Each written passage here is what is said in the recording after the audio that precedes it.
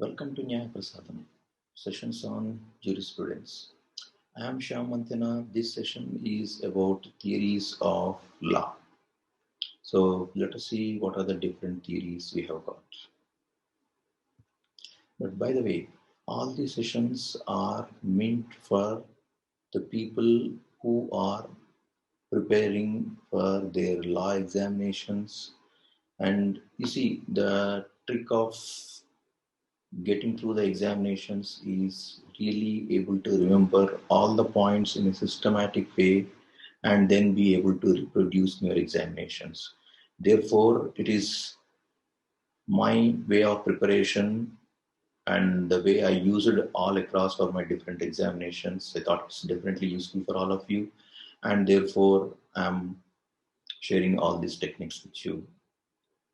So remember, this is just primarily for reproducing everything at your examinations in the more simplest manner and simplest way.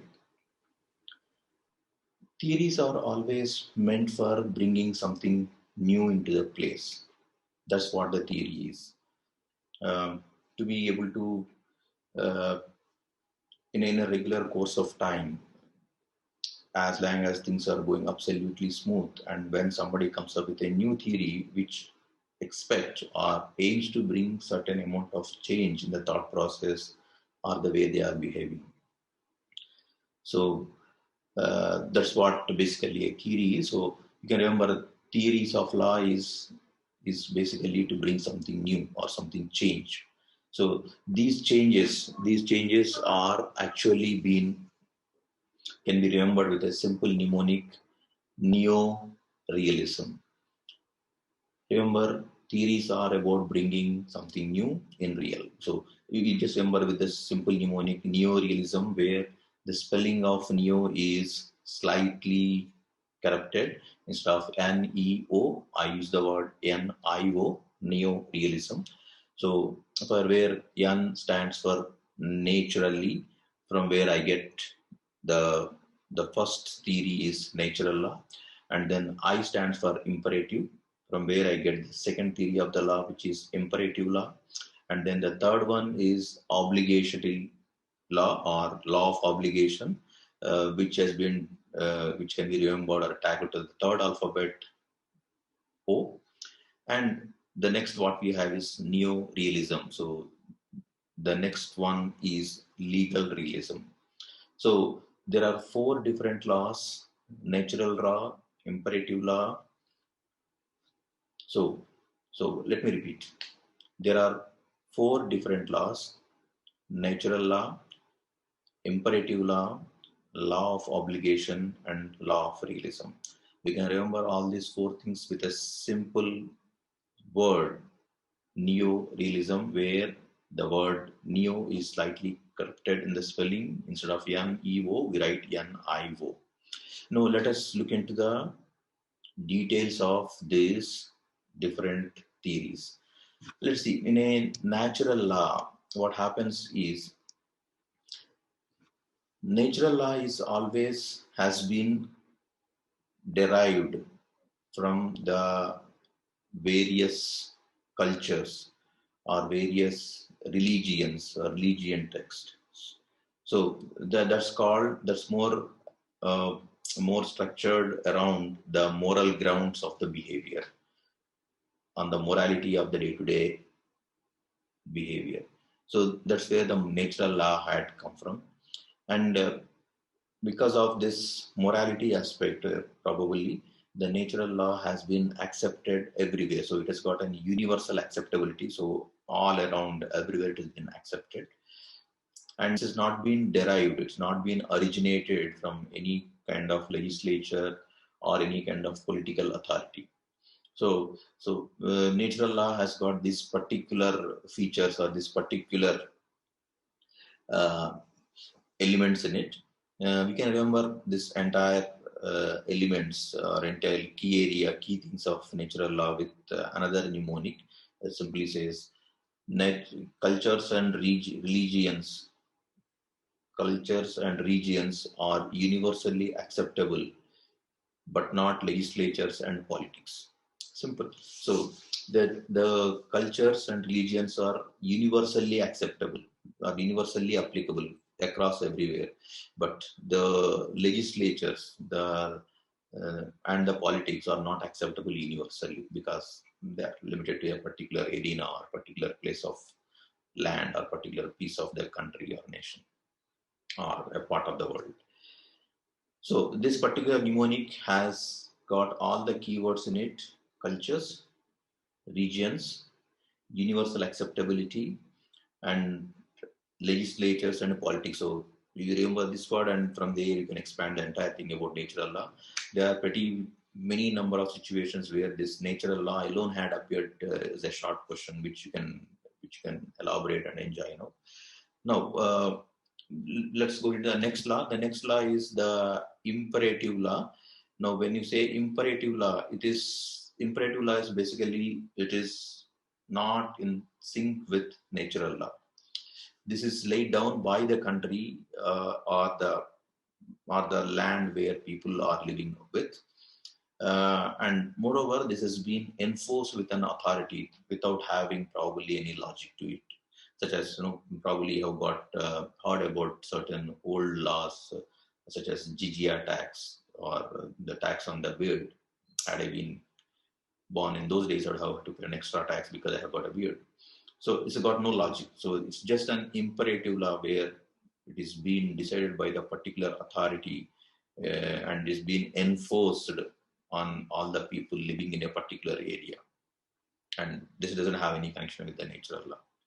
That's an imperative law.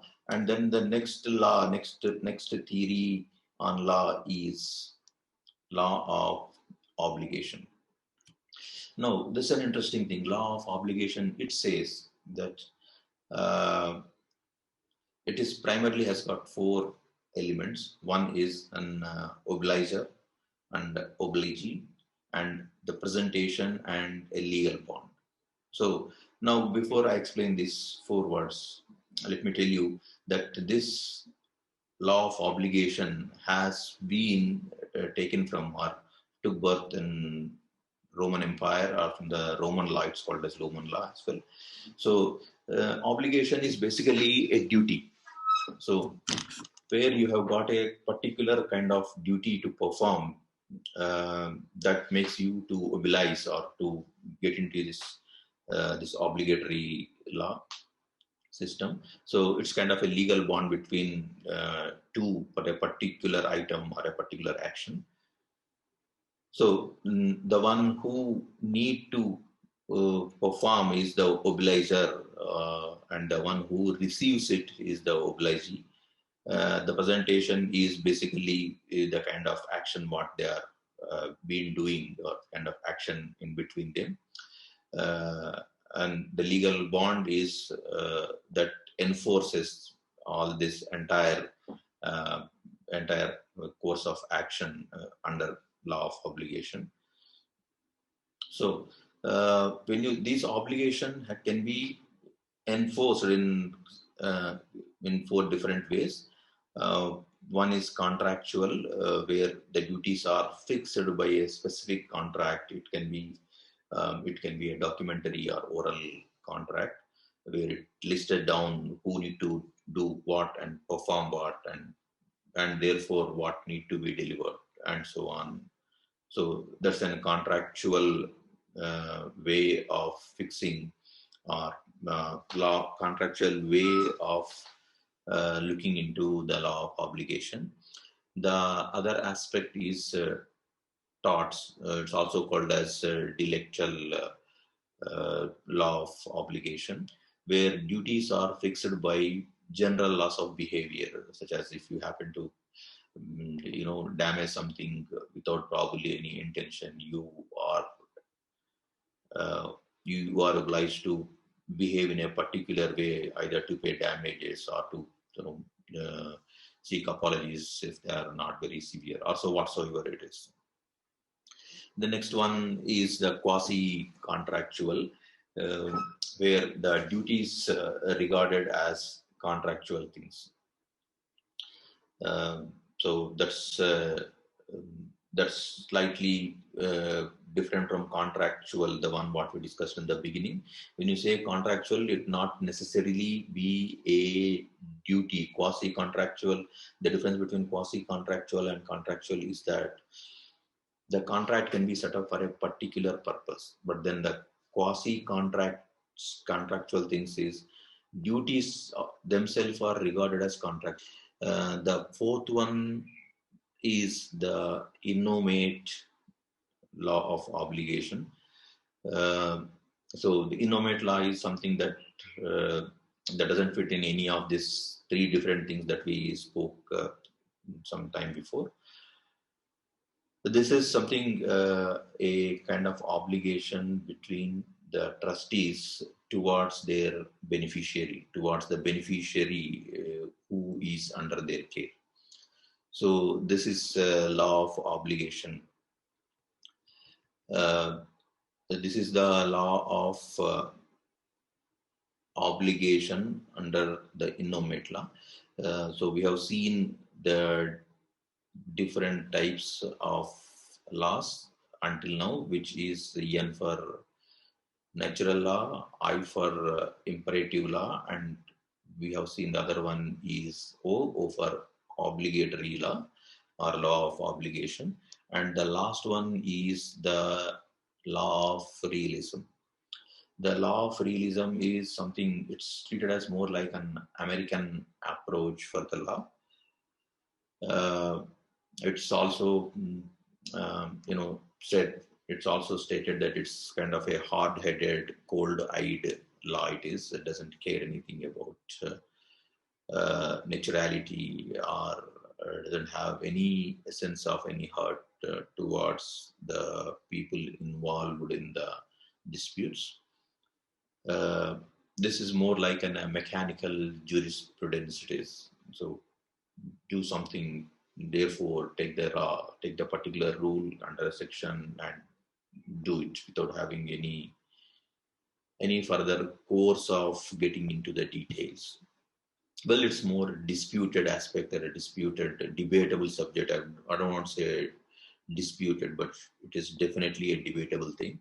But our scope of discussion is not into getting into more details into this. At this point of time, we are only trying to see the essence of theories of law. The theories of law can be definitely remembered with this simple mnemonic: neorealism. Neorealism, where the word neo is slightly corrupted with a different spelling of an alphabet. Instead of E, put it an I. Neo-realism, naturally, imperative, obligation, realism. That's the theory of law. So natural law, imperative law, law of obligation, and legal realism.